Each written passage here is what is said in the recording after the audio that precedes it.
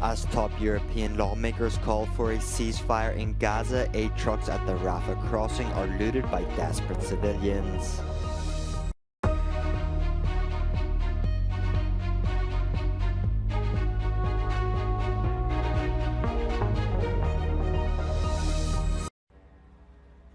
As its soldiers push on with the operation to destroy Hamas, Israel is facing growing calls for a ceasefire from some of its closest allies.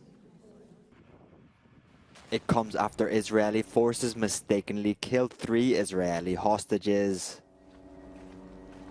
The war has flattened swathes of northern Gaza, killed thousands of civilians and driven most of the population to the southern part of the besieged territory. The Palestinian population is surviving off a trickle of humanitarian aid. On Sunday, dozens surrounded aid trucks after they passed through the Rafah crossing with Egypt. They forced it to stop and then scrambled to get their hands on the cargo. Israel has now agreed to open one of its own border crossings into Gaza at Kerem Shalom. A group of 4 European lawmakers are adding their voices to calls for a ceasefire following their trip to the Rafah crossing. The lawmakers are from France, Sweden and Ireland and are affiliated with the centrist Renew Europe parliamentary group. Il y a une volonté quasi générale d'obtenir ce cessez-le-feu au profit des populations civiles de Gaza d'un côté, mais également pour trouver une solution pour les otages qui sont entre les mains du Hamas. US Defense Secretary Lloyd Austin is on a multi-day trip to the Middle East. While underscoring US commitment to Israel's right to defend itself, he is there to persuade Israel into taking action to mitigate civilian harm. Serbia's governing populists celebrated a sweeping victory in parliamentary elections on Sunday evening, despite reports of major voting irregularities. President Alexander Vucic's ruling Serbian Progressive Party, or SNS, won 47% of the vote, landing them sub 130 seats in the 250-member assembly. Lista Srbija ne sme da stane, imaće svakako više od 127 mandata. Da li će biti 128, 129 ili 130? Ono što je rezultat ovih izbora, dakle, jedna lista, Srbija ne sme da stane, imaće apsolutnu većinu. The main opposition, centrist coalition Serbia Against Violence, took home only 23% of the vote. Analysts say an opposition victory in the capital would have seriously dented the populists, who have ruled the troubled Balkan states since 2012. Before the vote started on Sunday, some campaign monitors reported pressure on voters, fear-mongering and abuse of public office and institutions by the authorities. There has also been reports of vote buying and vote bribing. One man was killed in an overnight Russian strike on the Ukrainian port city of Odessa on Sunday. Odessa's regional governor said debris from a downed drone fell onto a home in the city and ignited a fire which destroyed 3 residential buildings and a sports equipment warehouse. In the morning, residents picked through the rubble. Russia and Ukraine are continuing to launch dozens of drones at each other's territory. Both sides have stepped up drone attacks over the past month, both keen to show they aren't deadlocked as the war approaches the 2-year mark. In his first campaign speech before running again for president in a March election, Russian President Vladimir Putin has promised to make Russia a sovereign, self-sufficient power in the face of the West. He also accused the West of unsuccessfully trying to sow internal troubles. Meanwhile, in Poland, there has been a rally calling for the release of Ukrainian prisoners of war. Banners were displayed with messages such as "Help Heroes of Ukraine," and Ukrainian children yearn for a Christmas without war.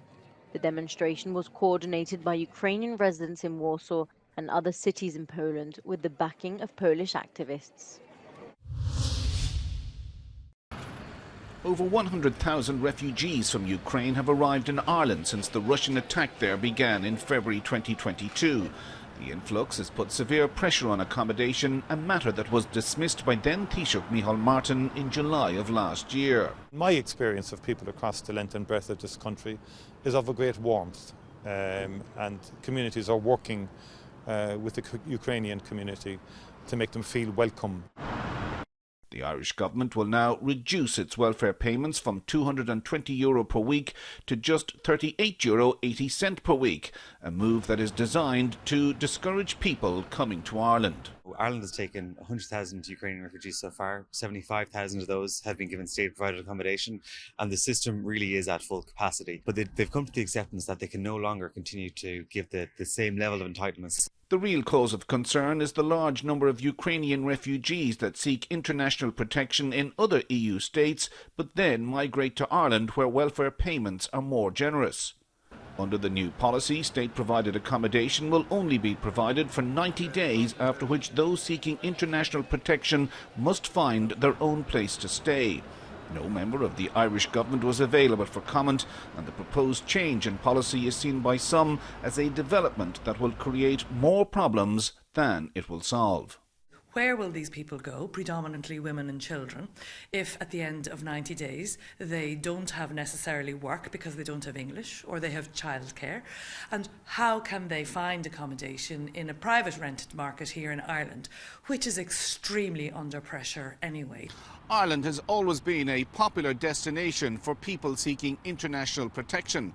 However, with a scarcity of accommodation making some political parties very unpopular, the government has decided that enough is enough. From next month, the signs are that if people from Ukraine are seeking international protection in Ireland, they just may have to go elsewhere. This is Ken Murray for Euronews in Dublin. Peace marches have been held across Europe demanding an end to the Israel-Hamas war. In Brussels on Sunday, nearly 30,000 people took to the streets. And Israel's government is also facing calls for a ceasefire from some of its closest European allies.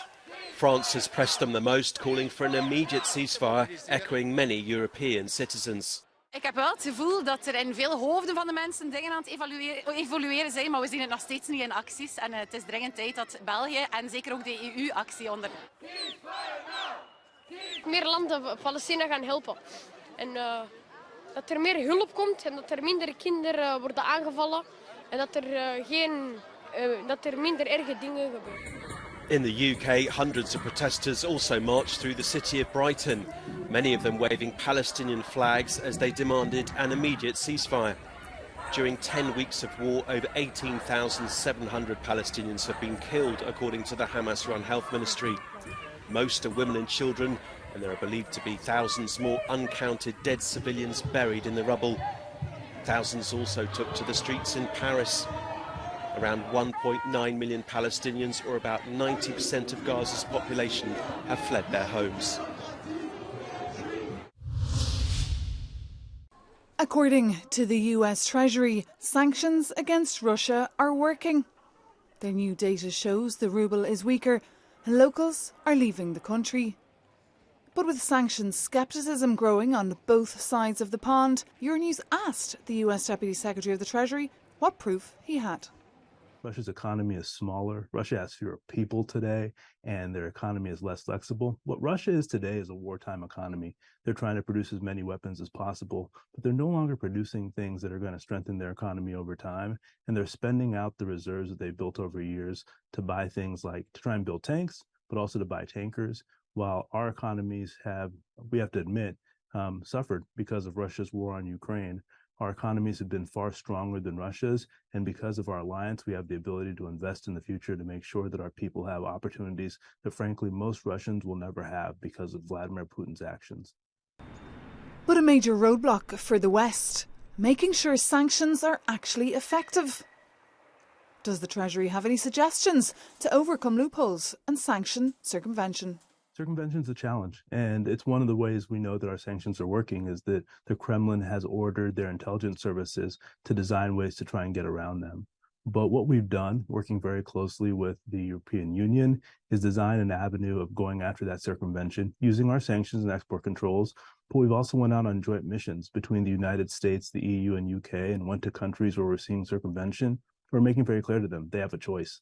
They can either continue to do business with Russia, a small and getting smaller economy in the global sense, or they can do business with us. Another big challenge, getting the green light for more funding for Ukraine.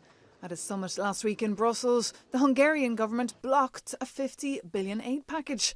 Similarly, in the US, cash for Ukraine remains in limbo. Just like in our country, it takes time to work through these packages. The same is true in Europe. You have to have debates, but ultimately we are aligned from a values perspective, and we're committed to continue to support the European people as they help us defend Ukraine and provide Ukraine with the resources they need. And that's what I expect to happen.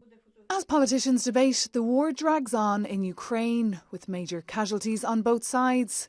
The World Bank says the country will need over €400 billion to reconstruct. Maeve McMahon, Euronews, Brussels. The Champions League round of 16 has set the stage for some thrilling football headlined by a heavyweight clash between Barcelona and Napoli. The draw, which was held in Lyon, has also lined up some other intriguing fixtures as Leipzig will face a stern test against Real Madrid, while Inter Milan's tactical press will be put to the test against Diego Simeone's Atletico de Madrid. Elsewhere, PSV Eindhoven is set to take on Borussia Dortmund, whilst Arsenal will lock horns with FC Porto. Defending champions Manchester City are widely tipped as the favourites in their tie against Copenhagen, and Bayern Munich will face Italian side Lazio. Paris Saint-Germain, despite a shaky performance in the group stages that saw them scrape through, have found fortune in the draw. Luis Enrique's men will take on Real Sociedad. This matchup spares the French champions from facing off against some of the tournament's giants in this round, notably avoiding clashes with Bayern Munich, Manchester City, Barcelona, Arsenal and Real Madrid.